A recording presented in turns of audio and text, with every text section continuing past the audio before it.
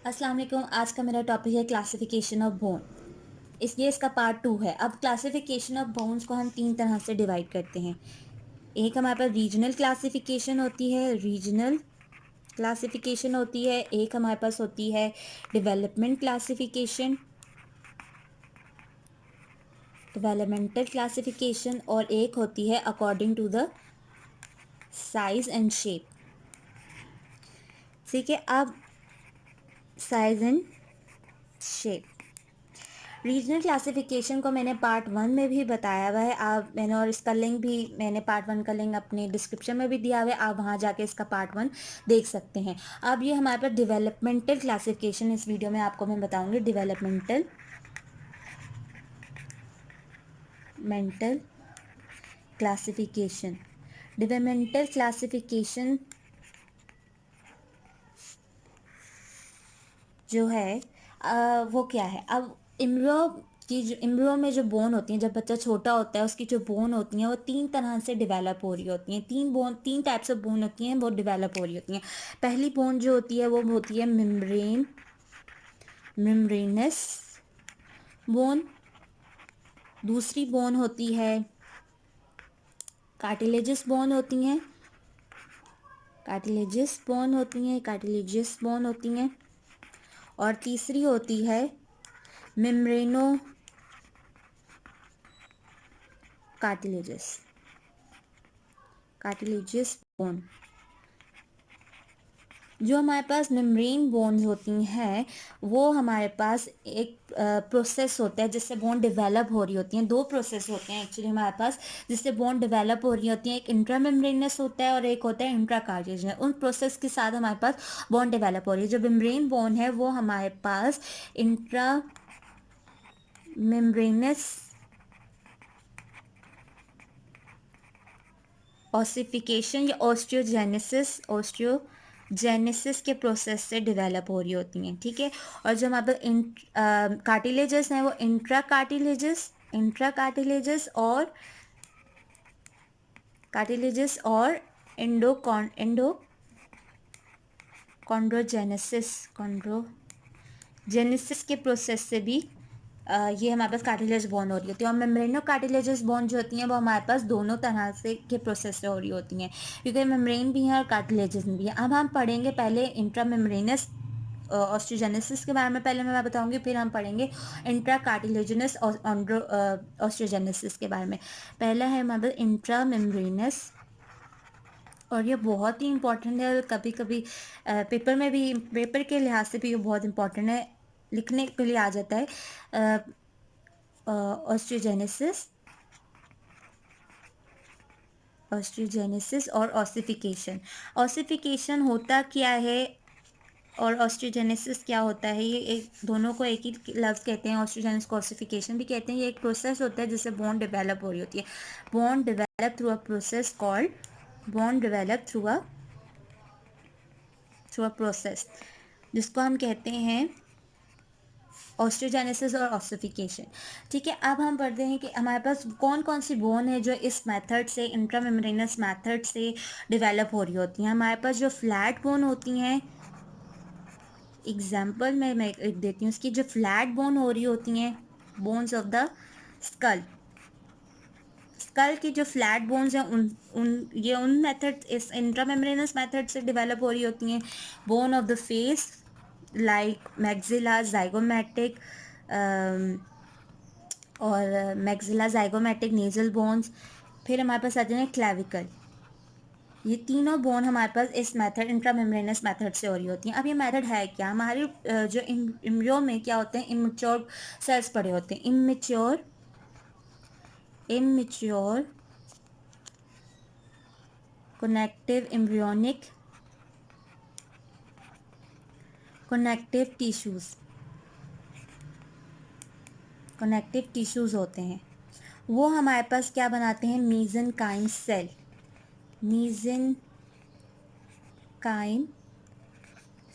बनाते हैं। ठीक है, मीजेनकाइम स्टेम सेल्स। इन मीजेनकाइम स्टेम सेल्स का मतलब है कुछ भी बना सकते हैं, कुछ भी। मीजेनकाइम सेल आप जाके क्या एक लेयर और मेम्ब्रेन बनाते हैं, लेयर और मेम्ब्रेन बनाते हैं।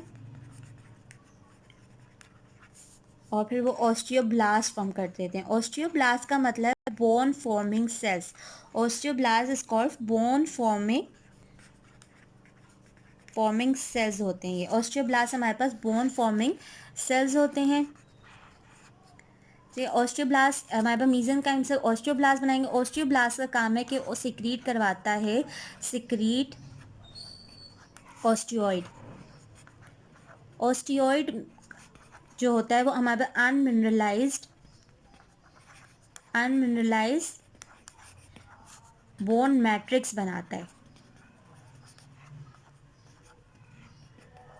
Australia on mineralise bone matrix बनाते हैं जिससे हमारे कोलेजन, इलास्टिन, प्रोटीन ग्लाइकन्स और ग्लाइकोप्रोटीन ये सारे हमारे पास सिक्रीट होते हैं। ठीक है, फिर ये बोन को स्पॉन्जी सॉफ्ट बना रहे होते हैं। अभी अभी बोन सॉफ्ट है, ठीक है, इसके बाद अभी स्पॉन्जी है, फिर इसके बाद इसकी कैल्सिफिकेशन स्टार्ट होती है। कैल्सिफिकेशन स्टार्ट हो जाती है। कैल्सिफिकेशन में हमारे पास मिनरलाइजेशन होना शुरू हो जाती है। कैल्शियम फॉस्फेट जो होते हैं हमारे पास, कैल्शियम फॉस्फेट वो डिपॉजिट होना शुरू हो जाते हैं। फॉस्फेट जो होते हैं वो बोन में डिपॉजिट होना शुरू हो जाते हैं। जब ये डिपॉजिट होते हैं, ये एक एंजाइम के थ्रू डिपॉजिट होते हैं और एंजाइम का नाम है अल्कलाइन फॉस्फेटेज। ठीक है, कैल्सिफाइड होगी बोन, हार्ड होगी, और फिर वो एंजाइम के थ्रू अल्कलाइन फॉस्फेट। पहले हमारे पास, मैं फिर से आपको ये समझा देती हूँ कि सेल्स होते हैं वो मेसेंकाइम पड़े हुए हैं हमारे पास सेल्स इस तरह के। ठीक है, ये चेंज हो जाते हैं, कनेक्टिव टिश्यूज हैं, ये चेंज होते हैं मेसेंकाइम स्टेम सेल्स में। मेसेंकाइम सेल्स एक लेयर और मेम्ब्रेन बना देते हैं, इस तरह की एक मेम्ब्रेन और लेयर बनाते हैं जिसको हम कहते हैं ऑस्टियोब्लास्ट। ऑस्टियोब्लास्ट का क्या काम है, वो ऑस्टियो सिक्रीट करवाता है, ऑस्टियोइड्स की अनमिनरलाइज बोन मैट्रिक्स बनाता है। अभी ये बोन सॉफ्ट है, उसके बाद इसकी कैल्सिफिकेशन होगी और फिर वो कॉम्पैक्ट बोन बन जाएगी। इसमें आपने बात हमेशा ये याद रखनी है कि पहले स्पॉन्जी बोन सेंटर में बनती है और फिर हमारे पास कॉम्पैक्ट बोन बनती है। ये बात हमने याद रखनी है। ये हमारे पास पूरा मेथड था इंट्रामेम्ब्रेनस ऑस्टियोजेनेसिस ऑसिफिकेशन का। अब हम आ जाते हैं इंट्रा कार्टिलेजिनस इंट्रा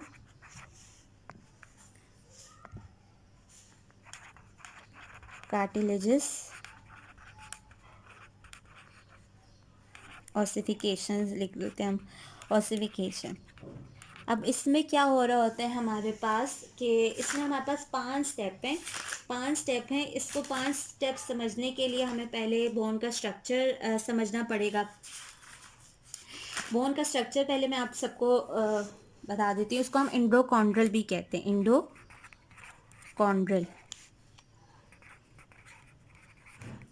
ठीक है, अब इसको समझने के लिए पहले आपको बोन का स्ट्रक्चर समझना पड़ेगा। Structure of bone. ठीक है, अब हमारे पास बोन में क्या होता है, एक शाफ्ट होती है जिसको हम डायफिसिस भी कहते हैं, और एक होती है, दो एंड्स होते हैं। एंड्स होते हैं हमारे पास जिनको हम एपीफाइसिस कहते हैं, एपीफाइसिस कहते हैं, एपीफाइसिस। ठीक है, और हमारे पास मेटाफाइसिस भी होता है, मेटाफाइसिस। और हमारे पास एपीफिजियल प्लेट्स होती हैं, एपीफिजियल। मैं आपको बताती हूँ होता क्या है एपीफिजियल प्लेट्स। अब हमारे पास एक बोन है लाइक दिस, ये मैं आपको यहाँ पे लाइक दिस, ये एक बोन है हमारे पास। ठीक है,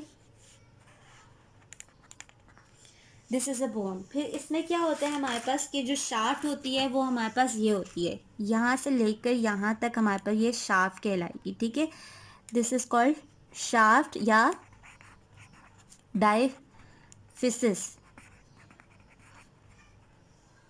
शाफ्ट या डायफिसिस। ठीक है, और जो हमारे पास ये एंड्स हैं, ये एंड और ये वाला एंड, यहाँ से ये वाला एंड और यहाँ से ये वाला एंड, इसको हम कहेंगे एंड्स कहेंगे, उनको हम एपीफाइसिस कहते हैं, एपीफाइसिस। ठीक है, और जो हमारे पास मेटाफाइसिस है वो ये, पहले मैं एपिफिजिल, यहाँ पे हमारे पास एक प्लेट होती है जो डायफिसिस और एपिफिजिल को डिवाइड कर रही होती है, इसको हम एपिफाइजिल प्लेट कहते हैं, एपिफाइसिस फिजियल प्लेट। अब इस प्लेट के नीचे हमारे पास यहाँ डायफिसिस और जो एपिफिजिल को सेपरेट करिए स्पेस जो है यहाँ तक, ये हमारे पास होती है मेटाफाइसिस।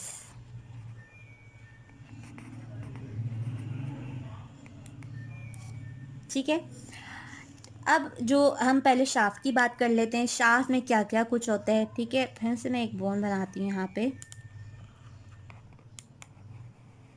ठीक है, ये बोन है। अब ये मैं शाफ्ट की बात कर रही हूँ। ठीक है, शाफ्ट है।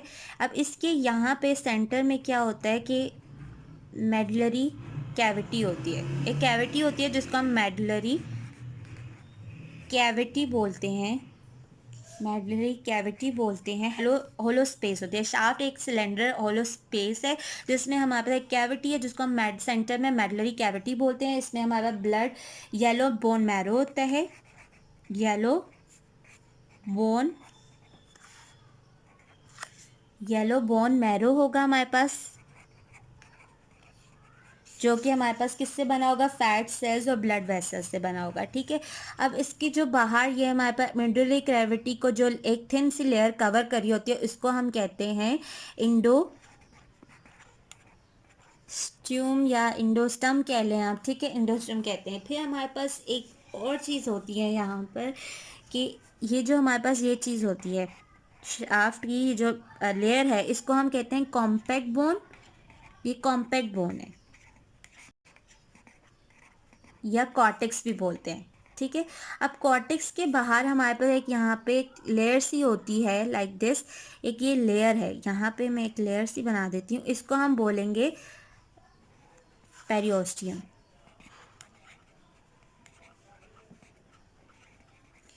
पेरियोस्टियम जो होता है इसमें हमारा ब्लड कैपिलरीज होती हैं, लिम्फेटिक वेसल्स होती हैं, नर्व्स होती हैं और ऑस्टियोप्रोजेनेटर सेल्स होते हैं। यह बात आपने याद रखनी है, ऑस्टियोप्रोजेनिटर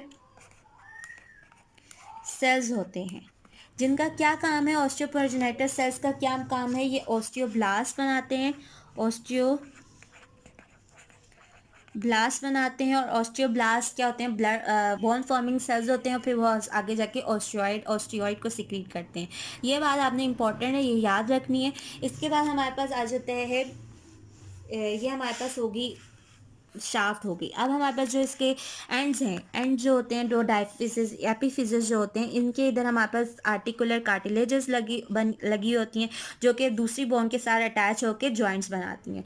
ठीक है, अब हम पढ़ते हैं इंट्रामेम्ब्रेन इंट्रा कार्टिलेजेस होता क्या है। इसमें हमारे पास रेड बोन मैरो होता है। इन एपिफिसिस में हमारे पास, इन स्पेसेस में हमारे पास रेड बोन मैरो भी होता है, बोन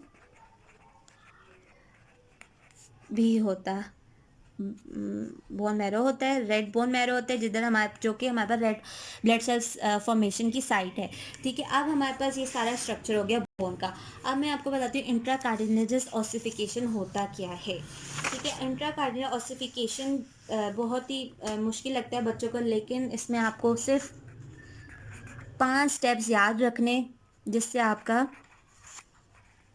ये क्वेश्चन तैयार हो जाएगा पेपर के पॉइंट से। ऑसिफिकेशन, ये हमारे पास इसमें 5 स्टेप्स हैं, गौर से सुने समझें, अगर कोई क्वेश्चन हो तो आप मुझसे पूछ भी सकते हैं। नंबर 1 जो है बोन कॉलर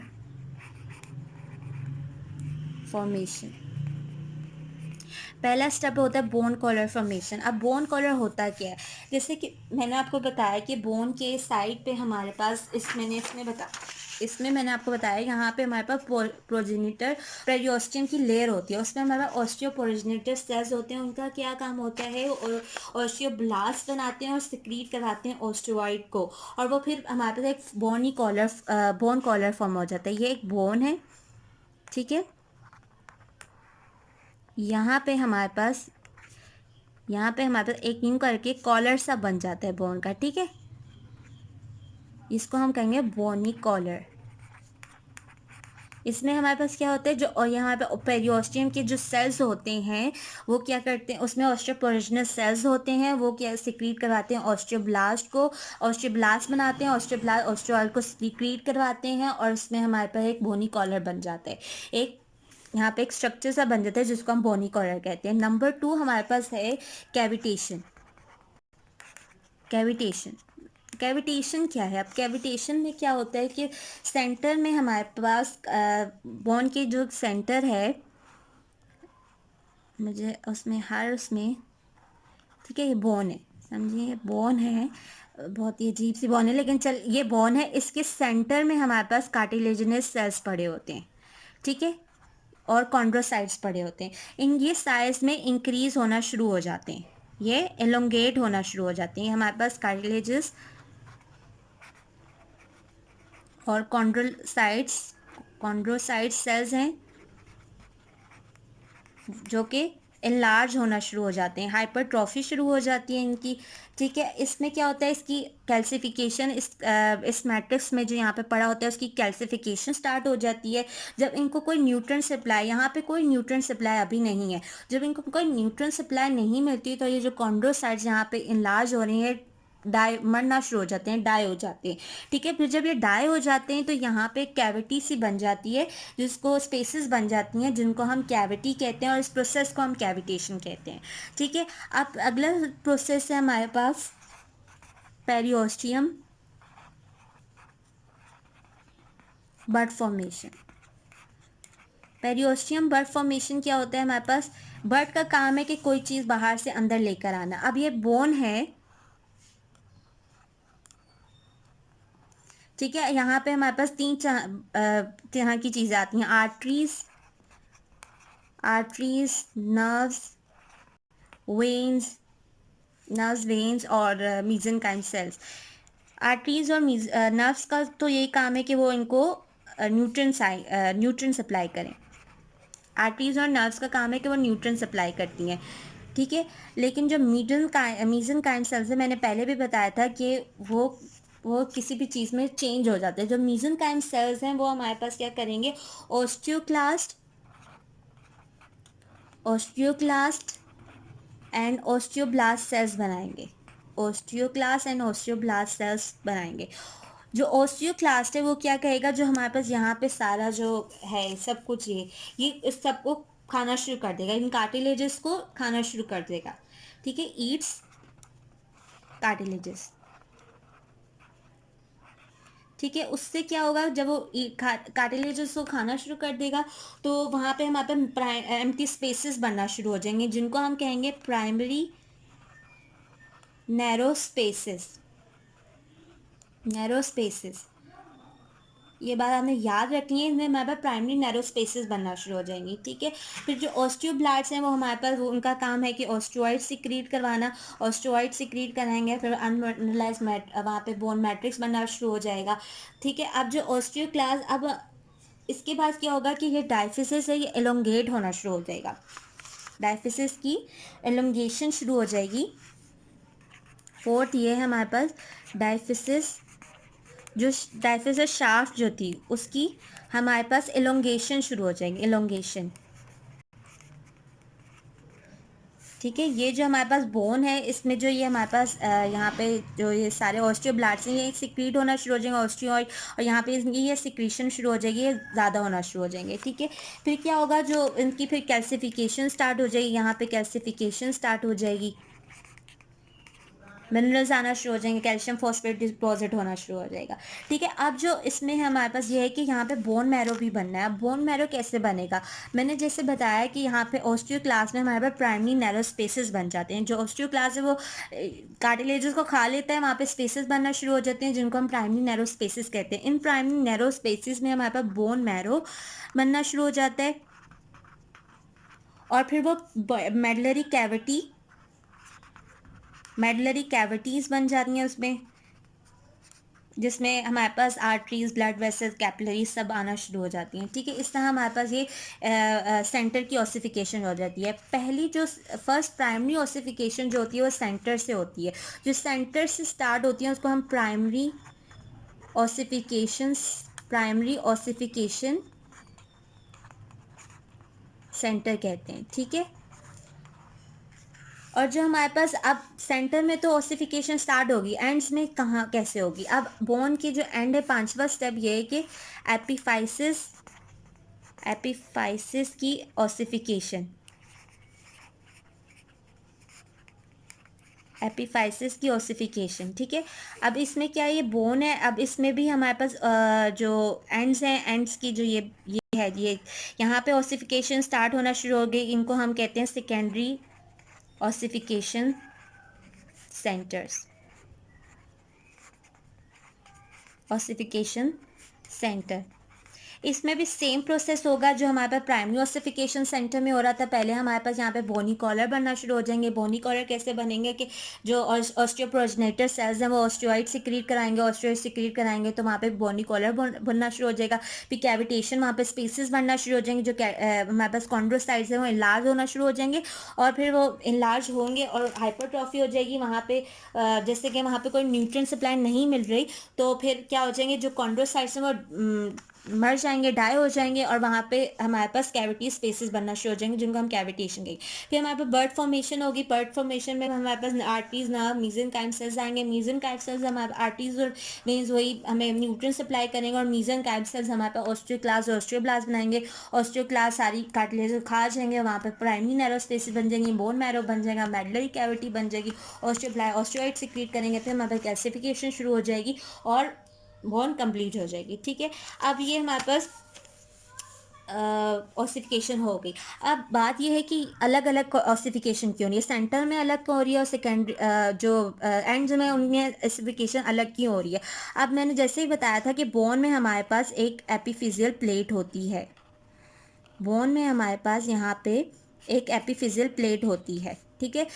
अब यहाँ पे जब ये प्राइमरी ऑसिफिकेशन सेंटर यहाँ पे हो गया तो ये एपिफिजियल प्लेट है, ये इसको यहाँ पे यहाँ तक इसकी ऑसिफिकेशन ग्रोथ हो जाती है। अब जैसे बच्चा बड़ा होता जाता है तो ये एपिफिजियल बोन हमारी ग्रो होती जाती है। जब एक अडल्ट में पहुँचता है बच्चा तो ये हमारे एपिफिजियल फ्यूज़ होना शुरू हो जाती हैं, और ये फिर हमारे पास एक ग्रोथ की एक लेंथ ग्रो बोन एक लिमिट तक हो जाती है। लेकिन जब बच्चा होता है तो हमारे पास बोन की ग्रोथ होना भी ज़रूरी है, तो उस ग्रोथ के लिए इसके अलग सेंटर होते हैं और इसके लिए अलग सेंटर होते हैं ताकि बोन एक प्रॉपर ग्रो हो जाए। जब वो प्रॉपर ग्रो हो जाती है, दोनों ऑसिफिकेशंस अलग अलग हो जाती हैं, तो ये एपिफिजियल जो प्लेट है वो फ्यूज़ हो जाती है और हमारे पास ऑसिफिकेशन ग्रोथ बोन की रुक जाती है। और ये जब एपिफिजियल प्लेट फ्यूज़ हो जाएंगे तो हमारे पास ग्रोथ रुक जाएगी। इसके बाद हमारे पास जो रूल ऑफ ऑसिफिकेशन है, ये लास्ट पॉइंट है। रूल ऑफ ऑसिफिकेशन में हमारे पास ये है कि रूल ऑफ ऑसिफिकेशन में क्या है कि दो सेंटर्स हमारे पास जो है सेकेंडरी सेंटर ऑफ क्लासिफिकेशन में हमारे पास जो पहले ऑसिफाइड होगी वो लेटर फ्यूज़ होगी। जो पहले ऑसिफाई होगी बोन वो लेटर फ्यूज़ होगी, और जब बाद में ऑसिफाई होगी वो पहले आके फ्यूज़ हो जाएगी डायफिसिस के साथ। तो हम इसको कहते हैं द एपिफाइसिस दैट डेवलप जो डेवलप होगी, जिसकी ऑसिफिकेशन पहले होगी, develop from the first ossification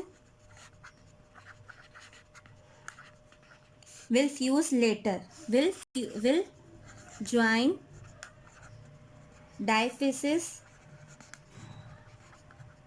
later।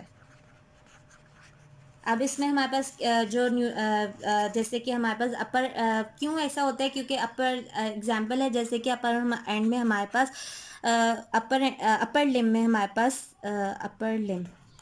अपर लिम में हमारे पास जो अपर एंड में हमारे पास अपर एंड ऑफ द ह्यूमरस, और जो अपर एंड ऑफ द ह्यूमरस और जो लोअर एंड ऑफ द अनलाइव वो हमारे पास ग्रोइंग एंड है, और जो हमारे पास लोअर लिम में हमारे पास अपर एंड ऑफ द टिबिया और lower end of the femur हमारे पास ग्रोइंग एंड है।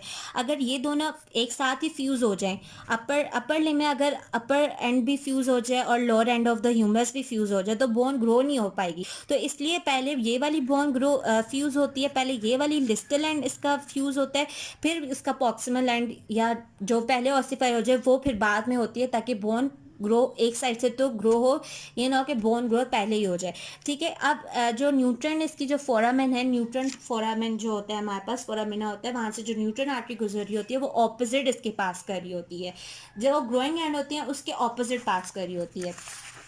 अब मैं एग्जाम्पल यहाँ पे मैं आपको दे देती हूँ। एग्जाम्पल, अपर लिम्ब में हमारे पास, अपर लिम्ब में हमारे पास जो है अपर एंड ऑफ द ह्यूमरस और lower end of the online, ठीक है। अब यहाँ पे क्या होगा, ये हमारे पास ग्रोइंग एंड है, ठीक है, ग्रोइंग एंड है, ये बाद में ही फ्यूज़ होंगे, ठीक है। ये ग्रोइंग एंड है, ये बाद में फ्यूज़ होंगे, इनकी ऑसिफिकेशन पहले हो जाती है लेकिन ये बाद में फ्यूज़ होंगे, ठीक है। अब इनके जो न्यूट्रन फोरामेन है वो ऑपोजिट पास करेंगे। अपर एंड जैसे कि ह्यूमरस है, उस ग्रोइंग एंड है, तो इसका जो न्यूट्रन फोरामेन है, न्यूट्रन फोरामेन जो इसका होगा वो डाउनवर्ड पास करेगा, फोरामिना जो है वो डाउनवर्ड जाएगा, और जो इसका जो होगा जो लोअर एंड का होगा वो अपवर्ड जाएगा, अपवर्ड ऑपोजिट जाएगा, क्योंकि लोअर एंड इसका ग्रोइंग एंड है, ठीक है। जो इसका न्यूट्रन फोरामेन है, इसके लिए हमने एक निमोनिक्स बनाया कि from the knee I flee towards the elbow, I go. इसका मतलब है, पहले ये बात समझ लें कि टुवर्ड्स द एल्बो मतलब मैंने आपको बताया कि जो न्यूट्रन फोरामेन है वो अपर एंड का ह्यूमरस का अपर एंड है, तो वो टुवर्ड्स द एल्बो नीचे की तरफ आएगी, डाउनवर्ड आई गो। इस तरह अगर ये अप डाउनवर्ड जा रही है तो इसका लोअर हैंड है तो वो ऊपर जाएगी। इस तरह फ्रॉम द नी का मतलब है कि हमारे पास जो नी में हमारे पास फीमर है, उसका जो फीमर का लोअर एंड होता है ग्रोइंग एंड, लोअर एंड